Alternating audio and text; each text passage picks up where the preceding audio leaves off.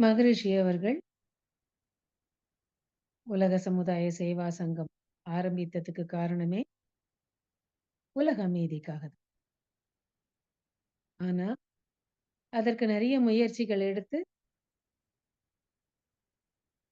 நேரா உலக அமைதிங்கிறதுக்கு செயல்பாட்டுக்கு கொண்டு வர முடியாதுன்னு, தனி மனிதன் அமைதி, குடும்ப அமைதி, சமுதாய அமைதி, நாட்டு அமைதி அப்படிதான் கொண்டு வர முடியும் அப்படின்னு தனி மனிதர்கள் மாறுவதற்கு என்ன பயிற்சிகளோ அதெல்லாம் குடுத்துட்டு வந்திருக்காரு.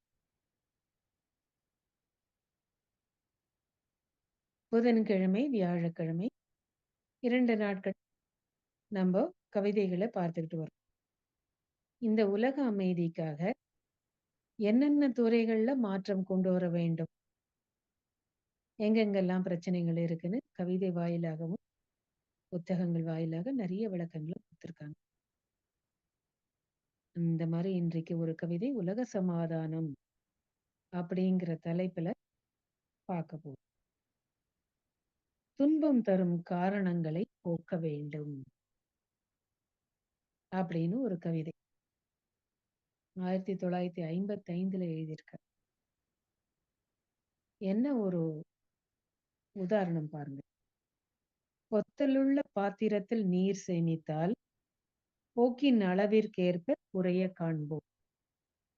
இத்தகைய முறையினிலே மனிதர் வாழ்வில் எண்ணம், சொல், செயல் பழக்கத் தவறிவற்றால் நித்தம் நித்தம் பொத்தல் பல கூடிக் கூடி நிறை செல்வமாம் இயற்கை செயற்கை இன்பம் அத்தனையும் குறைத்திடுதல் கண்டு கொண்டோம். அவை அடைத்து ஆனந்த வாழ்வு காண்போம்." அப்படின்னு ஒரு கவிதையில குடுத்திருக்கார். பாத்திரத்துல ஒரு பொத்தல் இருந்தா, தண்ணி ஃபுல்லா இருக்கு. ஒரே ஒரு பொத்தல் இருந்ததுன்னா, ஓட்டை இருந்ததுன்னா, அது கொஞ்சம் கொஞ்சமா குறையும். டைம் எடுக்கும். ஆனா, நெறைய பொத்தல்கள் இருக்குன்னு வச்சுக்கங்க, ஓட்டைகள் இருக்குன்னா, எவ்வளவுக்குள்ள ஓட்டைகள் அதிகமா இருக்கோ, அந்த அளவுக்கு சீக்கிரம் அந்த பாத்திரத்துலேருந்து தண்ணி போயிடும். அந்த மாதிரி தான் மனிதர்களுடைய வாழ்க்கை அப்படின்னு உதாரணம் குடுக்குறார். சரி, துன்பம்னா என்ன? அதுக்கு ரொம்ப அழகா ஒரு இடத்துல, ஒரு கவிதையில அவர் குடுத்திருக்காரு. "இன்பத்தின் அளவுமுறை மீறும்போது ஏற்படும் ஓர் பொருத்தமில்லா உணர்ச்சியேதான் இன்பத்தின் மறுபெயராம் துன்பமாயும், இரண்டும் அறிவின் அலைகளாயும் கண்டேன்." அப்படின்னு துன்பம் அப்படிங்கிறதுக்கு விளக்கம் குடுக்குறார். எப்போ இன்பத்தோட அளவு முறை மீறுதோ, அப்போ அந்த இடத்துல பொருத்தமில்லா உணர்ச்சி தான் துன்பம். பசிக்குதுன்னு சாப்பிடுறோம். அளவோட சாப்பிடும்பொழுது அது சுவையா, இன்பமா நல்லா அனுபவிச்சு சாப்பிடலாம். எப்போ அங்க பிடிச்சிருக்குன்னு அளவு அதிகமா போகுதோ, அதுதான் துன்பமா போகுது. வயித்து வலி வருது, இல்ல லூஸ் மோஷன் என்ன வேணா பிரச்சனைய குடுக்குது. ஸோ துன்பம் அப்படிங்கிறதுக்கு ரொம்ப எளிமையான ஒரு டெஃபினிஷன மகரிஷி குடுத்திருக்காரு. ஆனா, எங்கெங்கெல்லாம் நம்ம அளவு முறை மீறுறோம், அதுக்கு ஒரு கவிதையில குடுக்குறார். "நீதி நெறி நன்கறிந்த மனிதர் வாழ்வில் நெருக்கடி ஏன் வந்ததென்று கணக்கு பார்க்க ஆதிநிலை இருப்பெடுத்தால் அதன்பின் வந்த அணுமுதலாய் அண்டம் பிண்டம் அறிவு லாபம்." அறிவு லாபம். எங்க வந்து நீதி நெறி நல்லா தெரிஞ்சவங்க தான் மனிதர்கள். ஆனா எங்க நெருக்கடி வந்துச்சு அப்படின்னு பார்த்தா, ஆதி நிலையிலேந்து அணுமுதலாய் அண்டம் பிண்டம் எப்படியெல்லாம் இந்த 5 பௌதீக பிரிவுகள் வந்தது, அதுவரைக்கும் தெரிஞ்ச வரைக்கும் அறிவு லாபம் தான். ஆனா, அதுக்கப்புறம் மனிதர்கள் தாங்களே எல்லை கட்டிக்கிட்டாங்க.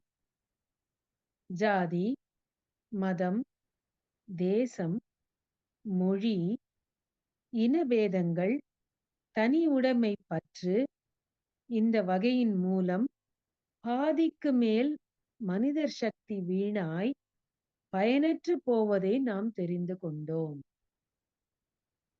அப்ப என்னென்ன மாதிரி ஓட்டைகள் இருக்கு அப்படின்னா, இத்தன விதமான ஓட்டைகள் சொல்றாங்க. இது பொதுவா. ஜாதி, மதம், தேசம், மொழி, இனபேதங்கள், நான் இந்த இனத்தை சார்ந்தவன், நீங்க அந்த இனத்தை சார்ந்தவங்க. அப்புறம் தனி உடைமை பற்று.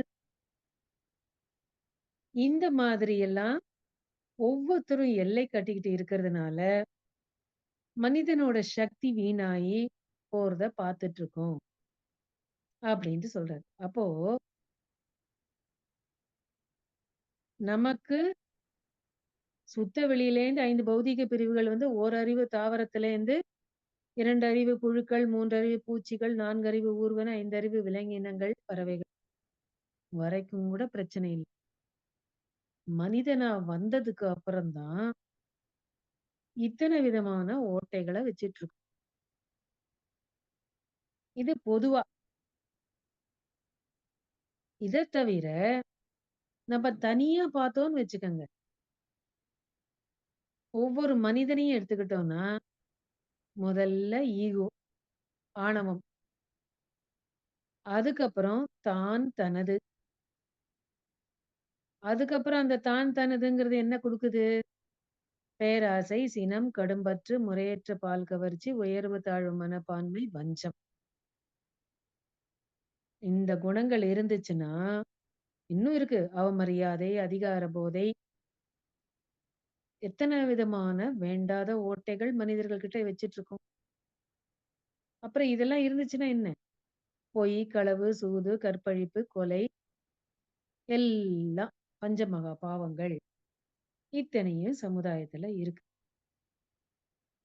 அப்ப இந்த குணங்கள்லாம் இருக்கிறதுனால தான், நம்ம இந்த மாதிரி எல்லை கட்டிக்கிட்டு இருக்கோம். இந்த குணங்கள்லாம் நல்ல குணங்களா மாறிச்சுன்னு வச்சுக்கோங்க.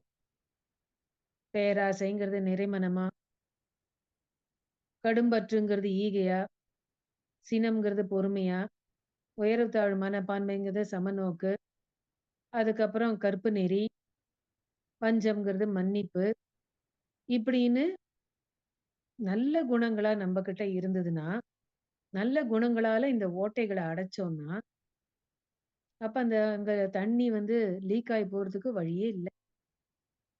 அப்போ வந்து பிரச்சனைகள் சமுதாயத்துல இருக்காது. இந்த பஞ்சமகா பாவகங்கள்ங்கிறதே இருக்காது. அப்புறம் இந்த அதிகார போதை, அவமரியாதை இதெல்லாம் எதுக்கு? வேண்டாமே! ஒவ்வொருத்தருக்கும் அறிவு இருக்கு, ஆற்றல் இருக்கு. அதுக்கப்புறம் இந்த வேண்டாத குணங்கள் நம்மகிட்ட இல்லைன்னா, நம்ப எந்த ஜாதிய சேர்ந்தாலும் சரி, எந்த மதத்தை சேர்ந்தாலும் சரி, எந்த தேசத்தை சேர்ந்தாலும் சரி, எந்த மொழியை பேசுறவங்களா இருந்தாலும், அத வந்து கடைபிடிச்சு மத்ததையும் நம்ம அவமரியாதை செய்யாம இருப்போம். ஆனா, இந்த குணங்கள்னால தான் இந்த அதிகார போதை, அவமரியாதை. என்னுடைய மொழி தான் உயர்ந்தது. என்னுடைய ஜாதி தான் உயர்ந்தது. என்னுடைய மதத்துல தான் வந்து ரெஸ்ட்ரிக்ஷன்ஸே இல்ல. இப்படி வந்து நம்மள எல்லை கட்டிக்கிட்டு இருக்கிறதுனால தான் பிரச்சனைகள் வருது. அப்ப எல்லாத்துக்கும் காரணம் என்ன? ஈகோ தான். அப்புறம் தான் தனது. என்னுடைய ஜாதி, என்னுடைய மதம். அப்புறம் என்னுடைய மக்கள். முதல்ல நான், அப்புறம் என்னுடைய மக்கள், அதுக்கப்புறம் என்னுடைய உறவினர்கள், அதுல என்னுடைய ஜாதி மக்கள். சொல்லுவாங்க, வெளிநாட்டுக்கு போனோம்னு வச்சுக்கோங்க முதல்ல. அங்க போய் இறங்கின உடனே, நம்ம இந்தியர்களா இருந்தோம்னு வச்சுக்கோங்க. முதல்ல ஒரு இந்தியர பார்த்தோன்னா ரொம்ப சந்தோஷம். ஓ! ஒரு இந்தியர பார்த்துட்டோம் அப்படின்னு. ஆனா அந்த இந்தியர் வடக்கத்தியரா இருந்தாருனாக்கா, ஓ! சரி அவரு வந்து டெல்லியோ, யுபியோ ஏதோ ஒரு இடத்துல இருக்கிறவர் அப்படின்னு இருப்போம். இதே இவர் வந்து தெற்கு பகுதிய சேர்ந்தவரா இருந்தா,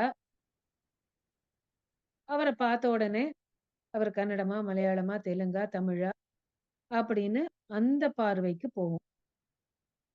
அந்த பார்வைக்கு போயி அவர் நான் தமிழா இருந்து, அவர் தமிழா இருந்தா, உடனே நீங்களும் தமிழா? நானும் தமிழ் தான். அப்படின்னு வருவோம். அதுக்கப்புறம் எந்த ஊர் அப்படின்னு கேட்கும்பொழுது, அந்த ஊர்ல வந்து அவங்க வந்து எந்த இனத்த சார்ந்தவங்க, எந்த சமயத்த சார்ந்தவங்க அப்படின்னு ஓரளவுக்கு நமக்கு அறிவு இருக்குன்னு வச்சுக்கோங்க. உடனே அதுல இன்னும் கொஞ்சம் ஆழ்ந்து போவோம். கடைசியில போயி என்னுடைய ஜாதி, மதம் அப்படின்னு தான் வந்து அங்க போய் நிக்கும். எங்க மனம் விரியுது? நம்ம ஊர்ல இருந்தாலும் சரி, வெளிநாட்டுக்கு போனாலும் சரி, உலகத்துல எந்த பகுதிக்கு போனாலும் அப்படிதான் எல்லை கட்டிக்கிட்டு இருக்கோம். அப்போ மனதுக்குள்ள இவ்வளவு ஓட்டைகள வச்சுக்கிட்டு இருந்தா, அப்ப எங்க வந்து நம்ப இயற்கையா இன்பத்த அனுபவிக்க முடியும்? எதுவுமே அன்னைக்கு அனுபவிக்க முடியாது. அப்புறம் எது இல்லையோ அத தான் நெனச்சுக்கிட்டே வாழ்க்கைய நடத்திட்டு போவோம். 2 பெண் குழந்தைங்க இருந்தா, ஆண் குழந்தை இல்ல. ஒரு சின்ன வீடு இருந்து, அப்பா பெரிய வீடு 3 வீடு இருந்து 3 ரூம் இருக்கிற மாரி வீடு. எனக்கு வந்து தங்க நகை தான் இருக்குன்னா, வைர நகை இல்லையே! அதுக்கப்புறம் பட்டு புடவை போனாக்கா, அதுக்கப்புறம் காஞ்சிபுரம் பட்டு தான் இருக்கு. அந்த ஊர் பட்டு இல்லையே! அப்படின்னு போயிட்டே இருக்கு. மனம் வந்து எந்தெந்த விஷயத்துல விரியணுமோ, அங்கலாம் விரியறதில்ல. எந்த விஷயத்துல விரிய வேண்டாமோ, அங்க தான் விரிஞ்சுகிட்டே போறது. அப்போ இந்த அளவுக்கு நமக்குள்ளேயே இப்படி வந்து ஓட்டைகள வச்சுக்கிட்டு இருந்தோம்னா, அது வந்து எங்க இன்பத்த குடுக்கும்? இயற்கை இன்பமும் குடுக்காது, செயற்கை இன்பமும் குடுக்காது. துன்பத்த தான் குடுக்கும். அதுக்கப்புறம் இன்னொன்னு காரணம், துன்பத்தின் காரணம் இன்னொன்னு சொல்றார். பொறிப்புலன்கள் உடற்கருவி அமைப்பைக் கொண்டு, புதிது புதிதாய் கருவி அமைத்துக் கொண்டு, அறிவோடு, சுகாதாரம், பொருளாதாரம், அரசியல், விஞ்ஞானம் 5 அறிந்தும், நெறியுடனே ஒவ்வொன்றும் மற்றவைக்கு நேர்முரணாய் இயங்காத முறை காணாத போது, சிறிது பெரிதாய் சிக்கல் மேலும் மேலும் சேர்த்துக் கொண்டே மனிதன் கவலை பெற்றான். அப்படின்னு சொல்றாரு. அப்புறம் இங்கேயே ஒரு இன்னொன்னு பார்த்தோம். தனி உடைமை பற்று. அங்க தனி உடைமை பற்றுன்னு வேற வார்த்தைய குடுக்குறாரு பாருங்க. அந்த அளவுக்கு தான் தனது அப்படிங்கிற அந்த ஒரு தன்னுடைய இது வந்து அந்த அளவுக்கு பற்று வச்சுட்டு இருக்கு. என் உடம்பு என்னோட சௌகரியம். இல்லன்னா என்னுடைய மனைவி, என் குழந்தைங்க, என் கணவர். அப்புறம் என்னுடைய அம்மா, அப்பா, என்னுடைய ஜாதி, மதம் இப்படின்னு அது போயிட்டே இருக்கு. அதுக்கப்புறம் விஞ்ஞான வளர்ச்சியெல்லாம் அடைஞ்சு, அதுக்கெல்லாம் வந்து ஒவ்வொரு துறையிலயும் அறிவு, சுகாதாரம், பொருளாதாரம், அரசியல், விஞ்ஞானம். இதுல வந்து உடல் கருவிகளுக்கு உபகருவிகள் கண்டுபிடிச்சு, அதை உபயோகிக்கக்கூடிய நிலைக்கு வரும்பொழுது, அதுல நெறி இருக்கிறதில்ல.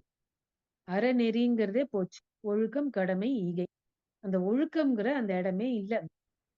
நெறியுடனே ஒவ்வொன்றும் மற்றவைக்கு நேர்முரணாய் இயங்காத முறை காணாத போது, ஒண்ணுத்துக்கு ஒண்ணு அஃபெக்ட் ஆகாம இருக்கணும். கருவிகள் கண்டுபிடிச்சா கூட, ஆனா நம்ம என்ன பண்றோம்? நம்மளுடைய சுயநலத்துக்கு தான் அத உபயோகப்படுத்துறோம். இப்ப பாருங்க போர்லாம் நடக்குது. என்ன அழிவு! ஒரு இடத்துல 40,000 பேர் செத்து போயிட்டாங்களா, ஒரு இடத்துல 60,000 பேர், ஒரு இடத்துல 1,00,000 பேர். அப்புறம் இதெல்லாம் திருப்பி அந்த பில்டிங்ஸ்லாம் வரதுக்கு, அந்த ஊர ஏற்படுத்துவதற்கு எவ்வளவு வந்து கஷ்டம். ஒண்ணும் இல்ல. இப்ப கலிஃபோர்னியால நெருப்பு. அவ்ளோ வந்து இழந்திருக்காங்க.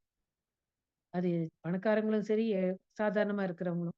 கடைசில பார்த்தா ஏதோ ஒரு கம்பெனி சிஇஓ ஒருத்தர் அவர் தான் நெருப்ப வச்சிருக்காங்கன்னு இப்ப பிடிச்சிருக்காங்கங்கிறாங்க. ஏன்னா அத அழிச்சுட்டா, அந்த இடத்துல வந்து ஃபேக்டரிஸ் அந்த மாரிலாம் உருவாக்கலாம். அப்படிங்கிற ஒரு குறுகிய மனப்பான்மையில நேத்தி கண்டுபிடிச்சு அரெஸ்ட் பண்ணியிருக்காங்கங்கிறாங்க. இது எவ்வளவு தூரம் நிஜம்னு தெரியல. அப்போ மனம் எப்படி குறுகி போச்சு பாருங்க. அத்தன பேரோட அந்த துன்பம், இவர் அங்க போய் ஏதாவது ஆரம்பிச்சா கூட அதெல்லாம் வளர்ச்சி அடையும். இது எல்லாரும் சேர்ந்து கூட்டா பண்ணியிருக்காங்களான்னு இனிமே தான் ஆராய்ச்சி. அவங்க வந்து இன்வெஸ்டிகேஷனுக்கு போயிட்டு இருக்கு. எவ்வளவு வருத்தமான விஷயம். இப்படிதான் சின்ன லெவல்ல இருந்து பெரிய லெவலுக்கு போயிட்டு இருக்கு. உலகத்திலேயே வந்து நான் பணக்காரரா இருக்கணும். அதுல நம்பர் 1 இருக்கணும். எல்லாமே போட்டி, பொறாமை இப்படித்தான் போகுது. எனக்கு குடுத்த அறிவு ஆற்றல வச்சு நான் எப்படி நல்லா வாழலாம்? சமுதாயத்துக்கு அதனால எப்படி நல்லது செய்யலாம்? எனக்கு ஏன் வந்து இறைநிலையோ, கடவுளோ, இயற்கையோ இந்த மாரி ஒரு ஆற்றல குடுத்துருக்கு? அதுக்கு காரணம் என்னன்னு யோசிக்கிறது இல்ல. நெறைய பணம் வந்தா இன்னும் நான் நல்ல பணக்காரர் ஆகணும். இல்ல எனக்கு ஒரு ஒரு அறிவு நிலையில உயர்ந்து இருக்கேன்னா, அத நல்ல வழியில எல்லாருக்கும் எப்படி உபயோகப்படுத்தணும்னு இல்லாம, அத வச்சு நான் இன்னும் எப்படி நல்லா சம்பாதிக்கலாம்? அப்படின்னு தான் எல்லாரோட எண்ணமும் கோணலா தான் போயிட்டு இருக்குங்கிறேன் மகரிஷி. அதனால தான் சொல்றார். நெறியுடனே ஒவ்வொன்றும் மற்றவைக்கு நேர்முரணாய் இயங்காத முறை காணாத போது, சிறிய சிக்கல்கள் எல்லாம் பெரிதாகி மேலும் மேலும் சேர்த்துக் கொண்டே மனிதன் கவலை பெற்றான். அப்போ துன்பத்துக்கு காரணம் என்னன்னா, இந்த மாரி விஷயங்கள் தான். ஒண்ணு நம்மகிட்ட இருக்கிற வேண்டாத குணங்கள். ஆணவம், அதனால தான் தனது, பேராசை, சினம் 6 குணங்கள், அப்புறம் 5 மகா பாவங்கள். அதனால நான் இந்த ஜாதி, மதம் அப்படின்னு எல்லை கட்டி வாழ்ந்துட்டு இருக்கோம். ஆனா அறிவு நிலை உயர உயர இன்னும் பிரச்சனைகள அதிகமாக்கும். அப்ப என்ன ஆகுது? இந்த அறிவு நிலை, சுகாதாரம், பொருளாதாரம் இதுலெல்லாம் இன்னும் குறுகிய மனப்பான்மையில ஒண்ணுத்துக்கு ஒண்ணு எல்லாம் ஒத்து அந்த கருவிகளை உபயோகப்படுத்தி எல்லாருக்கும் அதனால பலன் கிடைக்கணும். உலகத்துல இருக்கிற அத்தன பேரும் எல்லா உயிரினங்களும் அமைதியோடு வாழணுங்கிற எண்ணம் போயி, ஒண்ணுத்துக்கு ஒண்ணு போட்டி, பொறாமை மனப்பான்மையில தான் தான் உயர்ந்தவங்களா இருக்கணுங்கிற அந்த நிலையில, ஒண்ணுத்துக்கு ஒண்ணு பாதகத்தை குடுக்குற மாரி செய்து, சின்ன சிக்கல்லேருந்து பெரிய சிக்கலா போயி, எல்லாருமே ஒருத்தருக்கு ஒருத்தர் துன்பத்த குடுத்துட்டு இருக்கோம். அப்படின்னு இந்த கவிதையில விளக்குறார். அதான் சொல்றார். துன்பத்துக்கு மூலம் என்ன? அப்படின்னு சொல்றார். பிறந்து வாழ்ந்து பின் இறந்து போம் மனிதருக்கு பேருலக இன்பங்கள் அனைத்துமே பொது உடைமை. இங்க தனி உடைமை பற்றுங்கிறதுனால தான் பிரச்சனையே. இந்த நாடு என்னோடது. இதுல என்னோட எல்லை கட்டி இருக்கு. இது என்னோட இது அப்படின்னு. இந்த உலகமே எனக்கு சொந்தம். அப்புறம் ஒவ்வொருத்தரும் இந்த சமுதாயத்தோட சொத்து. அப்படிங்கிற அந்த எண்ணம் இல்லாதனால தான் இத்தன பிரச்சனைகள். அதனால தான் ஒரு நாடு இன்னொரு நாட கைப்பற்றணும். இப்போ வந்து ட்ரம்ப் வரப்போறார். அவர் வந்தோனே என்ன நெனச்சுக்கிறார்? கனடாவ தன்னோட சேர்த்துக்கலாம். அத விலை குடுத்து வாங்கலாம். இல்ல கிரீன்லாண்ட விலை குடுத்து வாங்கலாம். அப்படின்னு என்னென்னவோ எண்ணங்கள்லாம் வருது. 52வது ஸ்டேட்டா, 53வது ஸ்டேட்டா, இத்தன ஒரு ஸ்டேட்டுக்கெல்லாம் தான் வந்து பிரசிடென்ட்டா வரப்போறோங்கிற அந்த திருப்தி இல்ல. இதுல ஏதாவது ஒரு மாற்றத்தை கொண்டு வந்து இன்னும் கொஞ்சம் தான் உயர்ந்த நிலையில காமிக்கணும். நல்ல எண்ணத்தோட அது மாரி பண்ணினா பரவால்ல. அப்படி இல்லையே! அப்ப எங்க போகுது உலகம்? அப்ப என்ன துன்பத்துக்கு காரணம்? பொது உடைமைங்கிற அந்த எண்ணம் இல்ல. மறந்து மதி குறுகி மண் மீது எல்லை கட்டி மனிதர்கள் போராடும் மயக்கமே துன்பங்கள். போன கிளாஸ்ல பார்த்தோம். இந்த திருமண், திருநீரு எல்லாருமே மண்ணுல தான் போப்போறோம். மண்ணுக்கு தான். எல்லாருமே சாம்பலா தான் போப்போறோம். அந்த எண்ணம் எங்க இருக்கு? அது இருந்துச்சுன்னா, ஒருத்தருக்கு ஒருத்தர் நல்லது செஞ்சு வாழ்வோம். எப்ப போப்போறோம்னு தெரியாது. எல்லாரும் ஒரு நாள் போணும். கூட போகும்பொழுது ஒண்ணுத்தையும் எடுத்துட்டு போறதில்ல. வெறுங்கையோட வந்தோம், வெறுங்கையோட போப்போறோம். அலெக்சாண்டர் சொன்ன பொன்மொழிகள்லாம் எல்லாம் இருக்கு கேட்டுருக்கோம். எல்லாரும் கேட்கறாங்க. உலகம் முழுக்க கேட்கறாங்க. இருந்தா கூட எங்க? அத வாழ்க்கையில அத கடைபிடிக்கிறது இல்ல. அதனால தான் பிரச்சனைகள். அப்ப என்ன சொல்றார்? பிறந்து வாழ்ந்து பின் இறந்து போம் மனிதர்களுக்கு பேருலக இன்பங்கள் அனைத்துமே பொது உடைமை. மறந்து மதி குறுகி ஏன்னா பரந்த மனப்பான்மை இல்ல. அறிவு விரியல. மண் மீது எல்லை கட்டி குறுகிய மனப்பான்மை வந்துச்சு. இது என் நாடு. உலகத்துக்கே நான் வந்து ராஜாவா இருக்கணும். மனிதர்கள் போராடும் மயக்கமே துன்பங்கள் அப்படின்னு சொல்றாரு. இது சின்ன விஷயத்துலேருந்து. தனி மனிதன் அமைதியில தனி மனிதன்லேருந்து குடும்பம். குடும்பம்னு இருக்கும்போது அங்க கூட பிறந்தவங்களோட சொத்து பிரச்சனை. அதுக்கப்புறம் வந்து சுற்றத்தாரோட. அதுக்கப்புறம் கொஞ்சம் விரிஞ்சு போச்சுன்னா, என்ன ஜாதி, என்னுடைய மதம் அப்படின்னு சமுதாயத்திற்கு பிரச்சனை. அதுக்கப்புறம் நாட்டு பிரச்சனை. நான் இந்தியர், நான் வந்து ஸ்ரீலங்கன், நான் பாகிஸ்தானி அப்படின்னு நான் வெளிநாட்டவர், ஐரோப்பியன், அமெரிக்கன் அப்படின்னு எல்லாத்துலயுமே பிரிச்சு, பிரிச்சு பார்க்குற தன்மை தான் வந்திருக்கு. அதனால தான் பகுத்துணர்வில் தொகுத்துணர்வு பண்பாட்டை உயர்த்தட்டும்னு சொல்றாங்க. அப்போ இதெல்லாம் போகணும். இந்த வட்டத்துக்குள்ளேருந்து வெளியில வரணும். அதுக்கு தான் மனவளக்கலை பயிற்சிகள மகரிஷி அவங்க குடுத்துருக்காங்க. அப்போ இந்த அகத்தாய்வு, அகத்தவம் செய்ய, செய்ய, செய்ய இந்த எல்லைகளை எல்லாம் தடுத்து கொண்டு விலக்கிக் கொண்டு வர வேண்டும். நம்ம எத சார்ந்து இருக்கோமோ அதுக்கு மதிப்பு குடுப்போம். அதுக்கப்புறம் மத்ததுலயும் இருக்கிறதையும் புரிஞ்சுப்போம். எதையும் வந்து மதிப்பு குறைவா நம்ம வந்து மதிப்பு குறையீட பண்ணக்கூடாது. குறைவான மதிப்பீடே வேண்டாம். அங்கங்க குழு குழுவா வாழ்ந்திருக்காங்க. அந்தந்த காலத்துக்கு ஏத்த மாரி எத்தனையோ விஷயங்கள் புதுசு புதுசா வந்திருக்கு. இன்னும் வரும். இன்னும் மாற்றங்கள் வரும். அதையும் ஏற்றுக்கொள்ளக்கூடிய பக்குவத்தை வளர்த்துக் கொள்ள வேண்டும். அப்பதான் நம்ப அமைதியா இருக்க முடியும். இன்பத்தை அனுபவிக்க முடியும். அதனால தான் சொல்றார் மகரிஷி. "பொத்தலுள்ள பாத்திரத்தில் நீர் சேமித்தால், போக்கின் அளவிற்கேற்ப குறையக் காண்போம். இத்தகைய முறையினிலே மனிதர் வாழ்வில் எண்ணம், சொல், செயல் பழக்கத் தவறு இவற்றால்." ஏன்னா, இந்த மாரி எல்லை கட்டிக்கிட்டு இருக்கிறதுனால, எண்ணம், சொல், செயல் இதுல இணக்கமே இல்ல. நெனைக்கிறது ஒண்ணு, பேசுறது ஒண்ணு, செய்யறது ஒண்ணு. ஏன்னா, அங்க ஏன் அந்த வித்தியாசம் வருது? இது கருமையத்த களங்கப்படுத்தும்னு ஒண்ணு குடுத்துருக்காரு. முதல்ல நம்மள அஃபெக்ட் பண்ணுது. ஆனா, இதுக்கெல்லாம் காரணம் என்ன? எண்ணம், சொல், செயலுக்கு இணக்கம் ஏன் இல்ல? நம்ம எல்லை கட்டிக்கிட்டு இருக்கோம். நான் இந்த ஜாதி, நான் இந்த மதம், நான் இந்த மொழி, நான் இந்த இனம். அதுக்கப்புறம் என் குழந்தைங்க, என்னோட குடும்பம் அப்படின்னு எல்லை கட்டி, கட்டி, கட்டி இருக்கிறதுனால தான், நித்தம் நித்தம் பொத்தல் பல கூடி, கூடி நிறை செல்வமாம் இயற்கை செயற்கை இன்பம் அத்தனையும் குறைத்திடுதல் கண்டு கொண்டோம். கொஞ்சம் கொஞ்சமா போயிட்டு இருக்கு. வெளி மனிதர் வெளியில காமிச்சுக்கிறோம் எல்லாரும் சந்தோஷமா இருக்கிற மாதிரி. ஒண்ணும் இல்ல.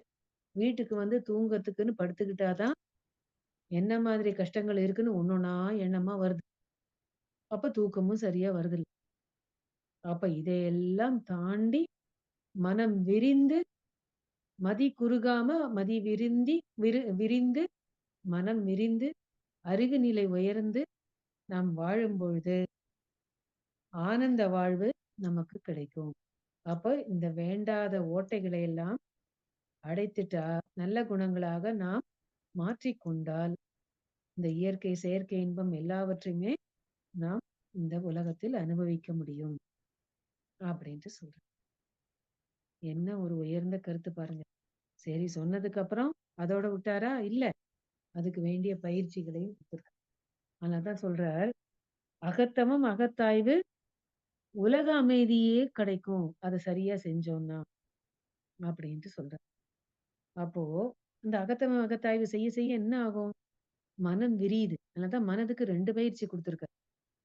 மனம் விரிய விரிய அறிவு நிலை உயருது. அறிவு நிலை உயரும் பொழுது, அப்போ இந்த எல்லை கட்டியெல்லாம் நம்ப நெனச்சு பார்க்க மாட்டோம். மகரிஷி பாருங்க, எல்லாமே உலகளாவ தான் நெனச்சிருக்காரு. அவர் தன்னோட ஜாதி, தன்னுடைய மதம், தன்னுடைய குடும்பம் ஏதாவது யோசிச்சாரா? இல்ல. எல்லாமே உலகளாவ யோசிச்சிருக்காரு. அந்த மாதிரி இந்த அகத்தவம், அகத்தாய்வு பயிற்சிகள் எல்லாம் நம்மையும் அந்த நிலைக்கு கொண்டு போய் விடும். அதனால தான் உலகத்த நெனச்சு வாழ்த்தணுங்கிற எப்படி பாருங்க. ஆனாலும் நம்ம எல்லாத்தையும் விடவும் முடியாது. என்னுடைய உடம்பு முக்கியம். என்னுடைய குடும்ப உறுப்பினர்கள் முக்கியம். அவங்களுக்கு வேண்டிய கடமைகள நான் செஞ்சாகணும். அதுக்கப்புறம் சுற்றத்தார்கள். அதுக்கப்புறம் ஊர், உலகம். இந்த கடமைய நம்ம கடமைய இந்த ஆர்டர்லயும் செய்யுங்கன்னு அங்கேயும் குடுக்குறார். வுட்டுட்டு உலக அமைதிக்கு நீங்க போராடுங்கன்னு சொல்லல. அப்போ எல்லாமே அறிவுபூர்வமாக மகரிஷி அவர்கள் அதை ஆழ்ந்து யோசித்து உணர்ந்து நமக்கு குடுத்துருக்காங்க. அப்போ உடல் நலம் காக்க உடற்பயிற்சி, உயிர் வளம் காக்க காயகல்ப பயிற்சி, மனம் விரிந்து அறிவு நிலை உயர்வதற்கு அகத்தவம், அகத்தாய்வு பயிற்சிகள்லாம் குடுத்துருக்காங்க. வேண்டாத ஓட்டைகளை எல்லாம் அடைத்து அமைதி நிலைக்கு நம்மை உயர்த்திக் கொள்வோம். இந்த தனி மனிதன் அமைதி உலக அமைதிக்கு வழிவகுக்கும். வாழ்க! அனைவருக்கும் நன்றி.